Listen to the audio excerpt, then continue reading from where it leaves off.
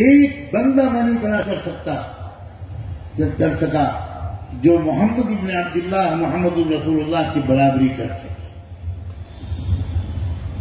حضرت عیسیٰ علیہ السلام بڑے عظیم انسان تھے،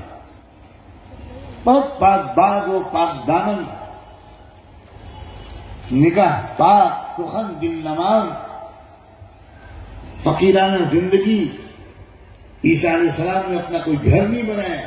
اپنا کوئی گھر نہیں بسایا، شادی نہیں کی، ایک عجیب فقیرانہ درویشانہ زندگی گزاری، مگر عیسیٰ علیہ السلام وہ تبدیلی لا سکے ہوں جو محمد لے آئے۔ میں جانتا ہوں میں عیسائی ہوں، لیکن میں کہتا ہوں کہ وہ تبدیلی جو محمد لانے میں کامیاب ہوئے وہ مجھے کہیں نظر نہیں آئی۔ محمد نے تجارت کا انداز بدل دیا،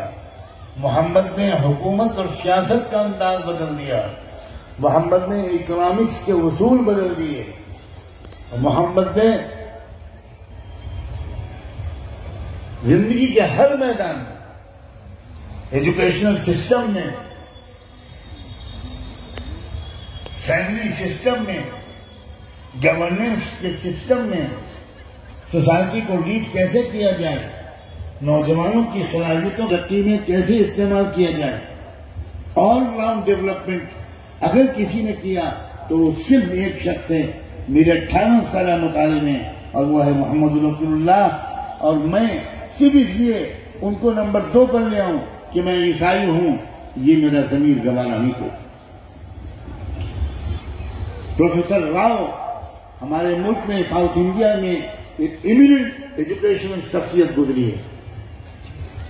انہوں نے حضرت محمد رسول اللہ کی سیرت پر ایسی زبردست کتاب لکھی ہے